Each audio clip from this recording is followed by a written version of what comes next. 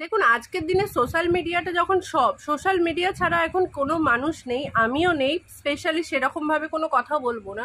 কিন্তু দেখুন, social media যখন আছে, একে অপরকে সবাই সাপোর্ট করা, এই করা সমস্ত কিছু, কিন্তু তার পাশাপাশি যে জাস্টিস ব্যাপারটা, আজকে সোশ্যাল মিডিয়া নিয়ে কথা হচ্ছে, সোশ্যাল মিডিয়া এত কিছু এগুলো হচ্ছে, তার জন্য এই কথাটা আমার খুব বলা দরকার যে ফেসবুক বলো, ইনস্টাগ্রাম বলো, এই দুটো জায়গায়, ইউটিউবটা এত হয় না, ইউটিউবটা এই জিনিসটা হয় না, কিন্তু ইনস্টাগ্রাম আর ফেসবুকে একটা জিনিস খুব ভালো করে আমরা মেয়েরা লজ্জার খাতিরে অনেক সময় বলে উঠতে পারি না বা কাউকে এটা শেয়ার করতে পারি না, কিন্তু এটা খুব জরুরি।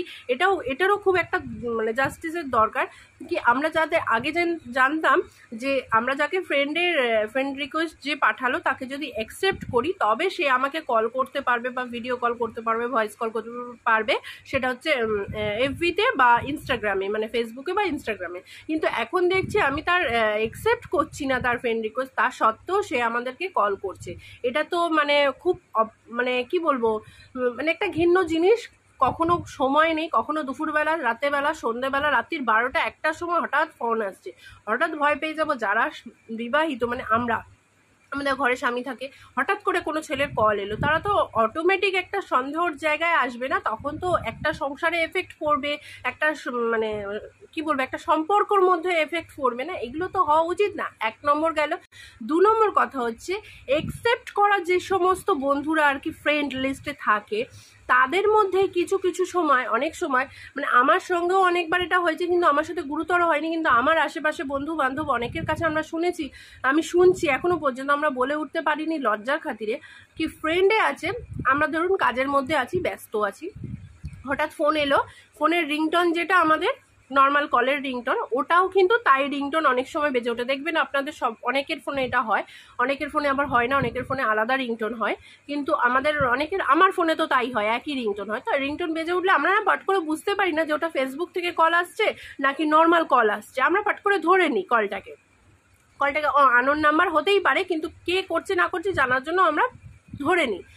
আচ্ছা, যেই কলটাকে ধরে নেবো, বুঝতেও পারি না যে ওটা ভিডিও কল, মানে আচমকায় কাজের মধ্যে থাকে, অনেক সময় এটা হয়েছে, আমার সাথেও হয়েছে, অনেকের সাথে হয়েছে, পট করে কলটা ধরে নেওয়ার সাথে সাথেই না বাজে বাজে ভিডিও আসছে সামনে, বাজে বাজে নোংরা জিনিস দেখাচ্ছে। এগুলো একদম মানে অপরাধ, ভীষণ অপরাধজনীয় কাজ। এইগুলো করা বন্ধ হোক।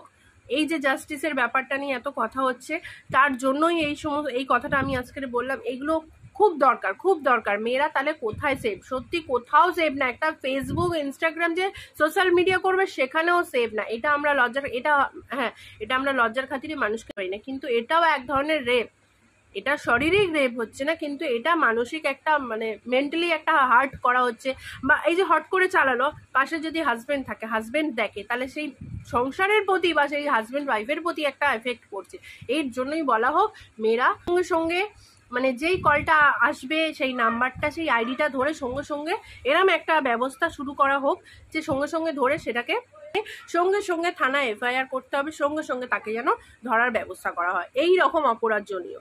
হ্যাঁ, এখন সবাই সবার পাশে থাকবে। সোশ্যাল মিডিয়াটা ভীষণ অ্যাক্টিভ। 100-র মধ্যে 99% মানুষ, 99% মানুষ সোশ্যাল মিডিয়াতে অ্যাক্টিভ থাকুক। খুব খুব ভালো কথা, আমরা সোশ্যাল মিডিয়াতে অ্যাক্টিভ আছি। আমরা সবাই সবার পাশে থাকলে সবাই উন্নতি করব। কেন সোশ্যাল মিডিয়া? এটা মেন বক্তব্য হচ্ছে, সোশ্যাল মিডিয়ায় সবাই কিন্তু ইনকাম করতেই এসেছে, কিন্তু যারা এভাবে নোংরামো করছে বা নোংরা ভিডিও ছাড়ছে, একদম উচিত নয় কিন্তু, ঠিক আছে? যারা পরিশ্রম করে ভিডিও করছো, অবশ্যই ভালো, কিন্তু আর এই ভিডিও কল, যারা কল করে বাজে কথা বলছো বা ভিডিও কল করে নোংরা জিনিস দেখাতে শুরু করে দিচ্ছ হঠাৎ করে, মানে এটা তো সংসারের প্রতি বা কেন, শুধু আমি এটা বলবো না যে হাজব্যান্ড ওয়াইফের মধ্যে, মানে যারা রিলেশনশিপে আছে তাদের মধ্যে হঠাৎ করে কথোপকথন হতে হতে হঠাৎ একটা কল এলো, কলটা হয়তো মেয়েটার ফোনটা হয়তো ছেলেটার হাতে আছে, ছেলেটাই হয়তো রিসিভ করলো, দেখবো, তারও মনে তো সন্দেহ থাকতেই পারে। সন্দেহ তো আজকাল আমাদের সবার মনেই না, মানে রিসিভ করার সাথে সাথে এরকম একটা জিনিস শুরু হয়ে যায়, তখন সেই ছেলেটা মেয়েটার প্রতি কি রিয়াকশন আসতে পারে, তোমরা নিজেরাই একটু ভেবে দেখো। তো তারপরে এগুলো কেন হবে, এইটাই আমাদের বক্তব্য। এর প্রতিও একটা জবাব দেওয়া দরকার। শুধু রিপোর্ট মারলে হবে না। রিপোর্ট মারলে তার কি হবে? আজকে এই চ্যানেলটা রিপোর্ট মারলাম, এই আইডিটা রিপোর্ট মারলাম, পরে আবার একটা আইডি খুলবে, আবার একটা চ্যানেল করে আবার একটাই করবে, এটা করলে লাভ নেই। সঙ্গে সঙ্গে থানায় এফআইআর করতে হবে। তোমরা কি আমার সাথে একমত? তাহলে এখানে নিশ্চয়ই কমেন্ট করে জানাবে অবশ্যই। আর যারা একমত হবে তারা কমেন্ট করবে অবশ্য, বাজে কমেন্ট এখানে করবে না। বারবার অনুরোধ করছি, হাত জোর করে অনুরোধ করছি, বাজে কমেন্ট করবে না। যারা আমার সাথে একমত অবশ্যই কমেন্ট করে জানাও।